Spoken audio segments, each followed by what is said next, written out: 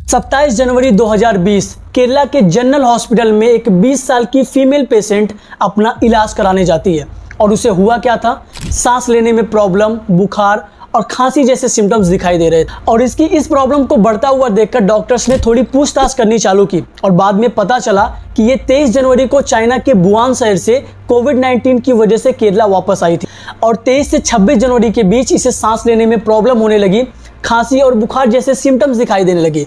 तो वो इस प्रॉब्लम को लेकर हॉस्पिटल में अपना इलाज कराने गई, जहां पर डॉक्टर्स ने चेकअप करके ये पाया कि ये पेशेंट कोविड पॉजिटिव है और केरला का ये केस इंडिया का पहला कोविड केस रजिस्टर किया गया। और इस कोविड महामारी के समय हमें हमारे देश की हेल्थ केयर सिस्टम की असलियत पता चली।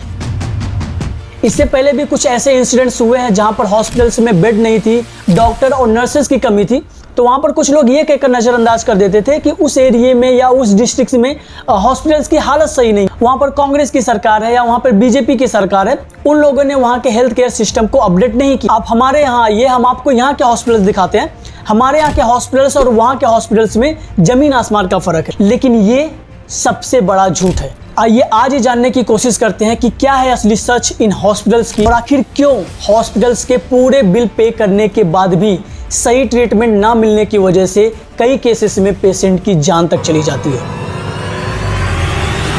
देखो, चाहे कोविड-19 जैसी महामारी हो या फिर बाढ़, भूकंप या कोई भी ऐसा इंसिडेंट हुआ हो जिसमें लोगों को प्रॉब्लम हो रही है, हॉस्पिटल्स की जरूरत पड़ रही है। जब ऐसी आपदा आती है तो इसमें सबसे ज्यादा प्रॉब्लम गरीब लोगों के लिए हो, क्योंकि उनके पास इतने पैसे नहीं है कि वो एक प्राइवेट हॉस्पिटल्स के बिल अफोर्ड कर, तो उन्हें मजबूरी में गवर्नमेंट हॉस्पिटल्स में जाना पड़ता है।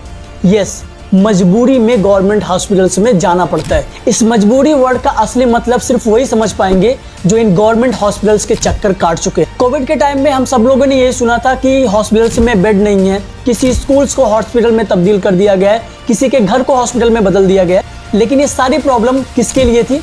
सिर्फ मिडिल क्लास और लोअर क्लास के लोग। अमीरों के लिए कोविड के टाइम पर भी ऐसी कोई प्रॉब्लम नहीं, उन्हें किसी भी प्राइवेट हॉस्पिटल्स में बड़ी आसानी से बेड मिल जा रहा था और साथ ही साथ उनको अच्छी ट्रीटमेंट भी मिल रही थी। अब इन सारी चीजों से इन्फ्लुएंस होकर एक मिडिल क्लास, एक लोअर क्लास के मन में सिर्फ एक ही बात बैठ चुकी है कि उन्हें लाइफ में इतना पैसा तो जरूर कमाना है कि किसी भी इमरजेंसी में उन्हें गवर्नमेंट हॉस्पिटल का मुंह ना देखना पड़े, वो एक प्राइवेट हॉस्पिटल में अपने फैमिली मेंबर का या खुद का इलाज अफोर्ड कर सके। हालांकि प्राइवेट हॉस्पिटल भी इतने अच्छे नहीं हैं, उनकी सच्चाई भी मैं आपको वीडियो में आगे बताऊं।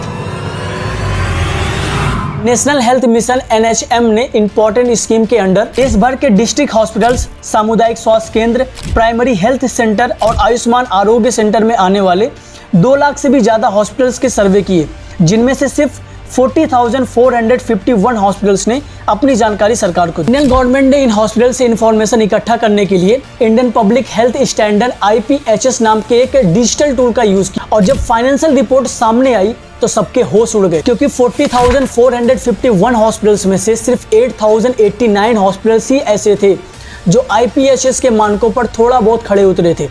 बाकी के जो हॉस्पिटल्स थे उनकी हालत बद से भी बदतर थी। ये जो 8,089 हॉस्पिटल्स हैं, इसमें भी कुछ ना कुछ कमी थी, लेकिन ये चलने जैसे थे।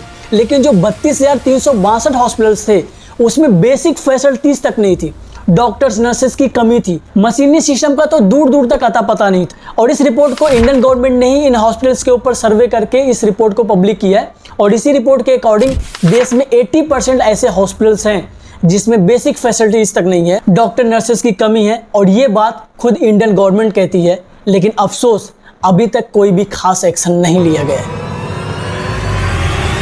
इंडिया अपने GDP का सिर्फ 1.3% से 1.5% पैसा हेल्थ केयर पे स्पेंड करता है, जो कि काफी कम है कंपेयर टू अदर डेवलप्ड देश जहां पर ये नंबर 10% से भी ज्यादा है। बजट की कमी का नतीजा ये होता है कि गवर्नमेंट के पास रिसोर्सेज की कमी होती है, पुअर इंफ्रास्ट्रक्चर, इनएडिक्वेट फैसिलिटीज और जो मेडिकल इक्विपमेंट्स की जो आउटडेटेड होना, ये तो कॉमन ही होता है कि मेडिकल इक्विपमेंट्स तो होगा ही नहीं, क्योंकि अगर आपके पास बजट ही नहीं है, आप डॉक्टर्स या नर्सेस को हायर नहीं कर सकते, तो मशीनरी सिस्टम कैसे ही हायर कर पाओगे। और हम सबको ये मालूम है कि ये सारी चीज़ें एक हॉस्पिटल्स की नींव होती है, और अगर ये सारी चीज़ें एक हॉस्पिटल्स में नहीं है तो हॉस्पिटल कहलाने के लायक नहीं रहता। अब सोचो, दूसरे देश जितना हेल्थ केयर में पैसा स्पेंड करते हैं, अगर हमारा देश भी उतना ही पैसा हेल्थ केयर में स्पेंड करे, इन हॉस्पिटल्स को रिनोवेट करे, बेसिक फैसिलिटीज को प्रोवाइड कराए, तो इस देश के भी हॉस्पिटल्स कहां से कहां पहुंच जाएंगे। लेकिन जीडीपी का 10% स्पेंड करने की बात तो छोड़ ही दो। 2017 में नेशनल हेल्थ पॉलिसी ने गवर्नमेंट से रिक्वेस्ट की थी कि 2025 तक कम से कम जीडीपी का 2.5% हिस्सा तो हेल्थ केयर में लगाना ही चाहिए। लेकिन देखो 2024 एंड होने वाला है और हॉस्पिटल्स वहीं के वहीं हैं। आप अदर कंट्री के हेल्थ केयर सिस्टम को हमारे देश के हेल्थ केयर सिस्टम से ऐसे कंपैरिजन कर सकते हो कि वो आज के समय पर हमसे हेल्थ केयर में 3 गुना आगे है। मेंटल हेल्थ एक ऐसी प्रॉब्लम है जिसे इंडिया में काफ़ी ओवरलुक किया जाता है। हर 5 इंडियंस में से एक बंदा मेंटल हेल्थ इशू से जूझ रहा है, लेकिन ट्रेंड प्रोफेशनल्स की कमी और सोशल स्टिग्मा के कारण ही लोगों की मदद नहीं हो पा रही। अगर आप मेंटल हेल्थ इशू को लेकर इंडियन गवर्नमेंट के बजट के बारे में सुनोगे तो आपके पैरों तले जमीन खिसक जाएगी, क्योंकि ओवरऑल मेंटल हेल्थ इशू का बजट पूरे हेल्थ केयर का 1% है। यस, जो पूरा हेल्थ केयर का बजट है उस बजट का 1%, यानी कि अगर इंडिया का पूरा जीडीपी 100 रुपये है, पूरे इंडिया की जीडीपी 100 रुपये है, तो 100 रुपये का 2% हेल्थ केयर में स्पेंड हो रहा है, यानी इंडिया की जीडीपी का 2% हेल्थ केयर में स्पेंड हो रहा है। अब उस 2 रुपये का 1% मेंटल हेल्थ इशू में या मेंटल हेल्थ निगलेक्ट में यूज किया जा रहा है, उस 2 रुपये का 1%। तो आप समझ सकते हो कि जो प्रॉब्लम इंडिया में इतनी बड़ी है, हर 5 में से एक बंदा इस मेंटल हेल्थ इशू से जूझ रहा है। उस इशू के लिए इंडियन गवर्नमेंट कितना बजट अनाउंस कर रही है? पूरे हेल्थ केयर का 1%, जो कि कुछ भी नहीं है। अब ये मेंटल हेल्थ की प्रॉब्लम कोई छोटी मोटी प्रॉब्लम नहीं है। ये प्रॉब्लम भी 2 तरह की होती है। एक तो इस तरह का होता है कि कोई लड़का या लड़की पैदाइशी मेंटली डिस्टर्ब है, मतलब कि वो नॉर्मल लोगों की तरह सोच या समझ नहीं सकते।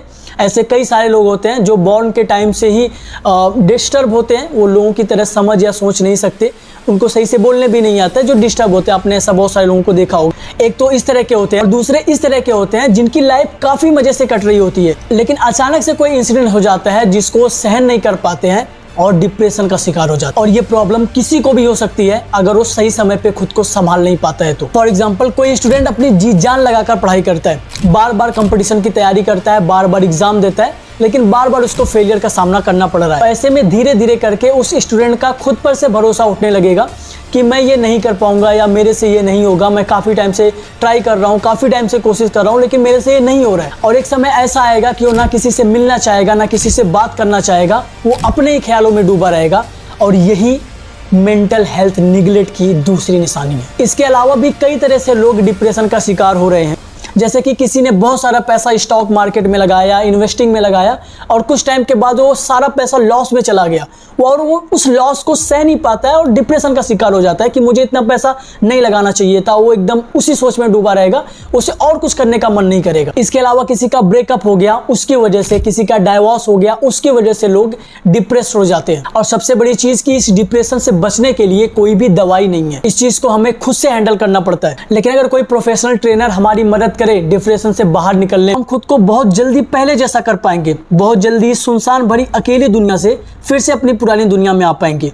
लेकिन अफसोस हमारे देश के हॉस्पिटल्स में डॉक्टर और नर्सेस की शॉर्टेज चल रही है, तो भला मेंटल हेल्थ के प्रोफेशनल ट्रेनर को कहां से हायर किया जाएगा?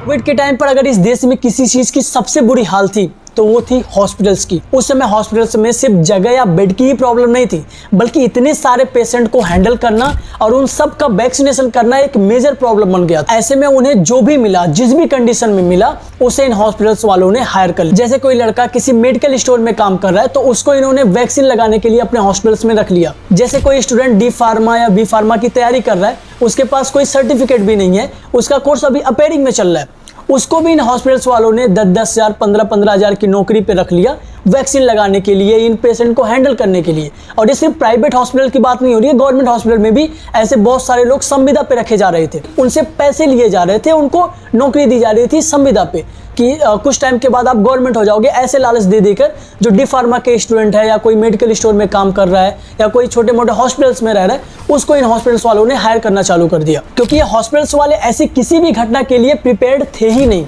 अब आप ही सोचो, जिस हॉस्पिटल्स में नॉर्मल टाइम पर दिन में 200 पेशेंट आते हैं, उसको ये पूरा हॉस्पिटल्स का स्टाफ मिलकर उन 200 पेशेंट की भी देखभाल नहीं कर पा रहा है, उनको हैंडल नहीं कर पा रहा है, तो कोविड के टाइम पर उसी हॉस्पिटल्स में 2000 से 3000 पेशेंट आ रहे हैं, तो वो स्टाफ भला इन लोगों को मैनेज कैसे कर पाएगा?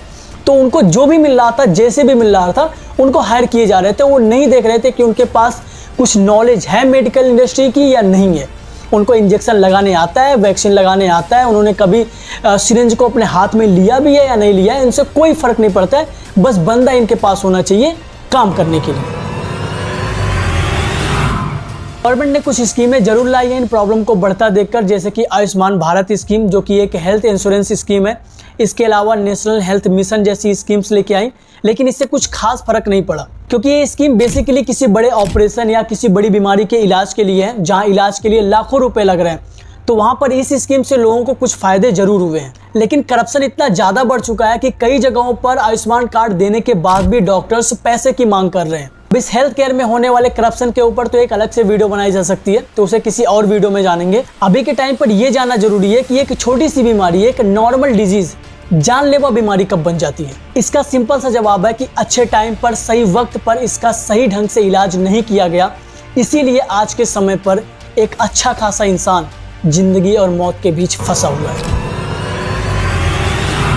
देखो, इस प्रॉब्लम को सिर्फ 3 ही तरीकों से सॉल्व किया जा सकता है। सबसे पहले गवर्नमेंट के द्वारा इन हॉस्पिटल्स में बेसिक से बेसिक, एडवांस से एडवांस सिस्टम प्रोवाइड कराए जाए। जितनी भी डॉक्टर की वैकेंसीज पेंडिंग है उन्हें फिलअप किया जाए, जिससे हॉस्पिटल्स में डॉक्टर और नर्सेज की शॉर्टेज ना रहे। तीसरी और सबसे इंपॉर्टेंट बात कि जो डॉक्टर अपनी जेब भरने के लिए गरीब और लाचार पेशेंट को लूटते हैं, उन्हें ऐसा करने में शर्म आनी चाहिए। आपने अक्सर गवर्नमेंट हॉस्पिटल्स में देखा होगा कि वो 1-2 दवाई हॉस्पिटल के अंदर की लिख देते हैं, बाकी की सारी दवाई वो बाहर के मेडिकल, और कहते हैं कि उस मेडिकल स्टोर से ये सारी दवाई ले लो और लाकर हमें दिखाओ, दिखाने के बाद आप घर जाना, क्योंकि इन डॉक्टर्स का उन दवाइयों पर अच्छा खासा कमीशन रहता है। अब जो आदमी ये सोचकर गवर्नमेंट हॉस्पिटल्स में आता है कि वहां पर तो कम पैसों में ही उसका इलाज हो जाएगा, तो इलाज तो छोड़ ही दो, यहाँ पर अलग ही तरह का स्कैम चल रहा है। तो उन डॉक्टर से रिक्वेस्ट है कि आपको भगवान का दूसरा रूप कहा जाता है, तो इस रूप में कुछ पैसों के लिए ऐसा काम मत करो। हेल्थ केयर की नींव कहे जाने वाले हॉस्पिटल्स अगर अपना काम सही ढंग से करने लगे तो कभी भी कोई भी बीमारी बड़ी नहीं बनेगी और शायद कभी किसी बड़े ऑपरेशन की जरूरत नहीं पड़ेगी। Thank you. Let me take you back to a time when love was as precious as diamonds, where if you search you would find